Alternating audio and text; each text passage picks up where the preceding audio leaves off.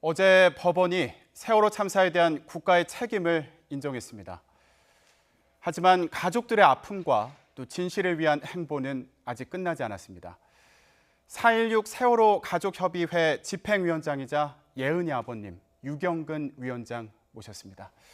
안녕하십니까? 네, 안녕하세요. 네, 모시는데 참 오래 걸렸습니다. 예. 네, 앞으로 자주 불러주십시오. 예, 어제 판결 나고 참 생각이 많이 드셨을 것 같은데 밤새 무슨 생각하셨나요? 참 쉽지 않구나.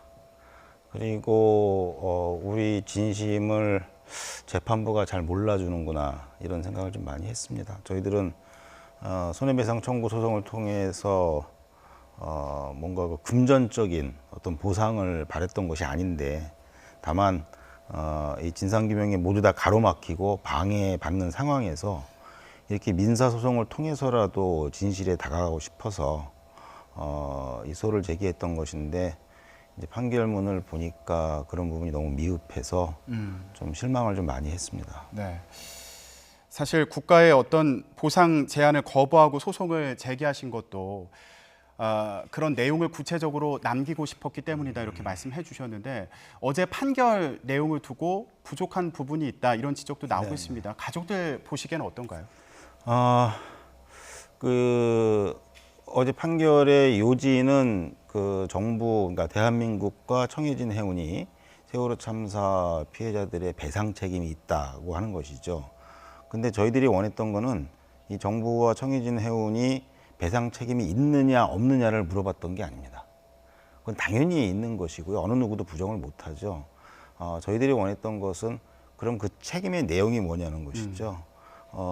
그게 중요한 이유는 똑같은 잘못을 반복하지 말아야 하지 않습니까? 네. 그래야 세월호 참사 같은 일이 안 일어나죠. 그래서 이 정부와 기업이 도대체 무엇을 잘못했느냐, 앞으로 무엇을 바꿔야 되느냐, 이것을 이 민사 재판 판결문에 꼭 구체적으로 적어놓고 싶었거든요. 그런데 그 부분이 좀 제대로 안 된 것 같아서 좀 새로운 준비를 해야 될 것 같습니다. 네. 그러니까 구조 과정의 문제 그리고 재난 컨트롤 타워가 제대로 작동하지 않았던 부분 이런 부분에 대해서 이제 책임을 묻지 않았다 이런 말씀이신 건데 앞으로 항소를 계획하고 계신 상황이라고요? 네, 항소를 검토를 하고 있습니다. 특히 이번 판결에서는 딱 문제가 되는 거 두 가지만 좀 짚어보면 이게 이제 항소 이유가 되는 건데요. 그 기업의, 그러니까 청해진 해운의 책임을 묻는 사유는 그 배를 관리를 못했고 침몰을 시켰고 그리고 승객들을 구조하는 조치를 취하지 않고 먼저 탈출을 했다는 것이었거든요. 또 정부의 책임은 현장에 출동했던 해경 P123정 정장에게 현장에서 구조 조치를 소홀하게 했다. 그래서 구조를 하지 못했다. 그 책임을 물은 거였습니다. 근데 이제 이게 그럴듯한데 사실은 이제 많은 분들이 그러더라고요. 민사재판은 형사재판을 따라갈 수밖에 없다. 이렇게들 이제 말씀을 하시는데 일면 이해는 합니다만 근데 그 형사재판 결과도 제대로 인용을 하질 않았어요. 왜냐하면 이 선원들에 대한 재판에서 대법원 판결의 핵심은 뭐냐면 검찰이 그렇게 얘기를 했죠. 세월호가 침몰한 이유는 조타 미숙, 뭐 과적, 고박 불량 이런 걸 이야기를 했습니다. 그 혐의로 기소를 했는데 법원에서는 조타 미숙을 인정하지 않았습니다. 그래서 그 부분은 선원들에게 무죄 선고를 냈어요. 그러면서 덧붙인 이야기가 이 세월호의 기계적인 구조적인 결함 또는 다른 어떤 침몰의 요인이 있는지를 전혀 들여다보지 못한 상태에서 그 재판을 할 때에는 세월호가 바다 밑에 있었을 때였거든요. 실체가 없었죠. 그러니까 그 실체를 들여다보지도 못한 상황에서 단순히 선원들의 조타 미숙에게만 그 책임을 묻는 것은 아닌 것 같다. 그러니 인양한 이후에 정밀 조사를 해서 또 다른 원인을 찾아본 후에 또 책임을 물어야 한다는 취지에서 무죄 선고를 내린 겁니다. 그런데 이번 판결문에는 그 조타 미숙이 들어가 있어요. 그러면서 이제 또 책임을 묻는 거고요. 정부 같은 경우에는 해경 정장이 이제 판결을 재판을 받아서 3년형을 살고 올해 1월 달에 출소를 했습니다. 그 혐의가 이제 아까 말씀드린 그런 것이었는데, 원래는 5년의 형을 받았다가 3년으로 줄어들었어요. 근데 그 법원이 감형을 시켜준 이유가 뭐냐면, 그 정장이 잘못한 건 맞는데, 그런데 왜 현장에 출동한 현장 책임자에게만 책임을 묻느냐?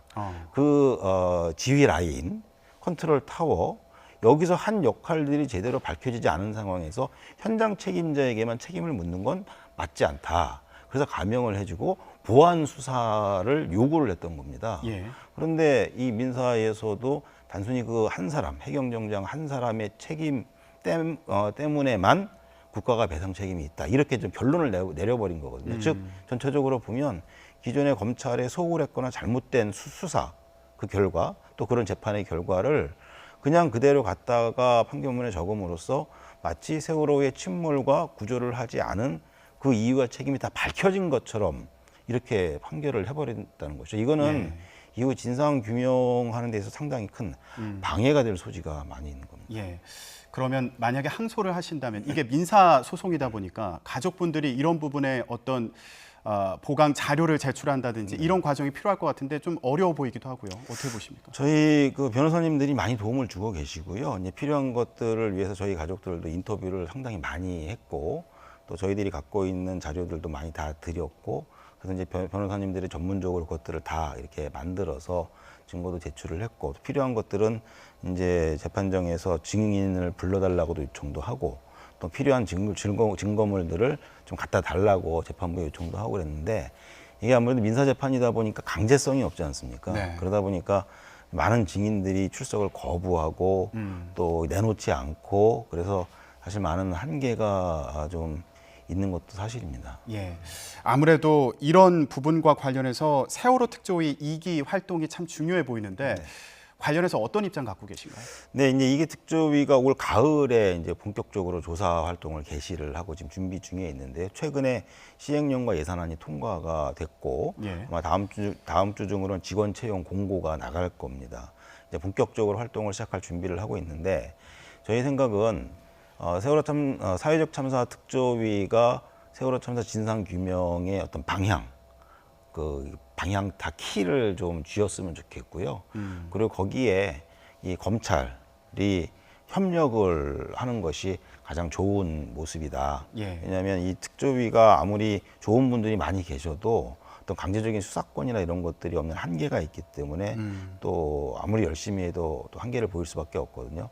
그런 부분은 다행히도 현재 정부가 어떤 진상규명의 의지를 계속 보여주고 계시기 때문에 좀 같이 특조위와 검찰이 적극적으로 협력하고 공조를 취하게 된다고 그러면 한 2, 3년 안에는 더 의미 있는 결과들이 나올 수 있지 않을까 보고요. 특히 최근에 그 기무사 그 특별수사단도 좀 만들어져서 활동을 개시를 하고 있는데 이제 그런 것들이 또 많이 참고가 될 수 있을 것 같습니다. 예. 앞으로 이전과는 다른 결론이 나올 수 있는 그런 또 새로운 내용들이 나오는지 계속 지켜봐야 되는 상황으로 보입니다.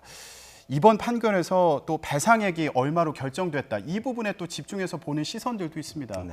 이런 시선들이 좀 불편하실 것 같기도 한데 어떠신가요? 예, 많이 불편합니다. 제가 2015년에 이 정부에서 일방적으로 배상 금액을 발표하고 사회적으로 이슈가 됐을 때 그 외신 기자 클럽에서 기자간담회를 한번 한 적이 있습니다. 네. 근데 그때 외신 기자들이 한결같이 이야기하는 게 왜 한국 언론들은 세월호 유가족들이 받는 그 배상 금액을 궁금해하느냐. 근데 그걸 보도까지 하느냐. 참 이해할 수 없는 일이다. 예. 오히려 그 정부가 그런 배상을 할 때에는 왜 배상을 하는지, 배상의 사유가 무엇인지, 충분히 배상의 책임을 지고 있는 것인지에 대해서 언론이 관심을 가져야 되는데 왜 그 금액에 관심을 갖느냐, 이런 이야기를 좀 들은 적이 있는데요. 이것 한 가지만 꼭 말씀을 드리고 싶어요. 저희들이 이 손해배상 청구 소송을 제기한 유일한 목적은 그 2015년 그 당시 상황을 좀 떠올려 주시면 좋을 것 같습니다. 그때는 특조위는 만들어졌지만 여러 가지 세금 도둑 발언부터 나오기 시작을 해서 이 조사 활동이 방해를 받고 있었고 결과적으로 강제 해산까지 당했잖아요. 그런 과정 속에서 검찰은 잘못된 수사 결과를 인정하지 않고 법원의 판결을 따르지 않는 상황에서 이제 진상규명이 자칫 잘못하면 여기서 끊어질 수도 있겠다. 그래서 이 민사소송을 통해서라도 우리가 진상규명의 맥을 이어가야 되겠다라고 하는 취지에서 제기를 했던 것이거든요. 그 부분을 좀 많이 이해해 주시면 좋을 것 같고요. 저희들이 얼마를 받느냐에 관심을 갖지 마시고 정부와 기업이 어느 만큼의 책임을 져야 하느냐, 여기에 좀 관심을 갖고 지켜봐 주시면 좋을 것 같습니다. 예. 아무래도 지난 4년 넘는 시간 동안 그런 시선 때문에 많이 마음고생을 하셨을 것 같은데 또 안산의 세월호 추모공원 조성하는 문제로도 마음고생을 많이 하셨을 것 같습니다. 예, 반대하시는 분들도 있고요. 예, 이런 분들에게 좀 하시고 싶은 말씀이 있다면. 예, 사실 이제 우리나라의 어떤 관습적인 어떤 관념적인 뭐 이런 걸 따지면 이렇게 좀 기껍지 않은 것은 사실이죠. 뭐 그런 정서들은 충분히 이해를 하고 그런 것들을 설득하고 공감하는 노력들을 해왔습니다. 그래서 일반적인 시민분들이 이렇게 좀 반대 의사를 표시하는 거는 저희들은 다 인정을 합니다. 예. 그건 대화를 하고 왜 이런 것들이 필요한지를 같이 토론을 하다 보면 많은 분들이 공감을 하시거든요. 문제는 그런 일반적인 시민분들이 문제가 아니라 이 문제를 정치적으로 악용을 하려고 수단 삼는 분들이 분명히 계세요. 예. 그런 분들은 참 저희들이 볼 때 좀 마음이 많이 아프고요. 꼭 한 가지만 기억을 해주시면 좋을 것 같습니다. 많은 분들이 동의하신 게 세월호 참사 이후에 우리 사회는 달라져야 한다라고 하는 것이거든요. 저희들이 이 이름도 추모공원이라고 하지 않고 생명안전공원이라고 부릅니다. 그것은 단순히 추모해서 끝나지 말고 이 대한민국이 생명과 안전의 나라로 나가자, 그런 의미를 담는 공원이 필요하다. 그런 교육의 장, 교훈의 장이 필요하다는 그런 뜻입니다. 예. 그렇기 때문에 거기는 뭐 혐오 시설도 아니고 모든 시민들이 자유롭게 오셔서 함께 아이들과 함께 뛰어놀면서 그런 교훈들을 자연스럽게 채워 나갈 수 있는 공간으로 만들고 싶은 것이거든요. 이제 그런 취지를 이해를 해주셔서 저희들이 만드는 게 아니라 이제 시민분들이 만들어 주셔야 되는 거죠. 거기에 좀 같이 참여를 해주시면 좋을 것 같습니다. 네. 이제 4년여가 흘렀습니다. 그런데 아직도 풀지 못한 일들이 참 많아 보이는 그런 상황입니다. 네, 오늘 예은이 아버님이죠. 유경근 4.16 세월호 가족 협의회 집행위원장과 함께했습니다. 조금 더 힘내시기 바랍니다. 예, 오늘 말씀 고맙습니다. 네, 고맙습니다.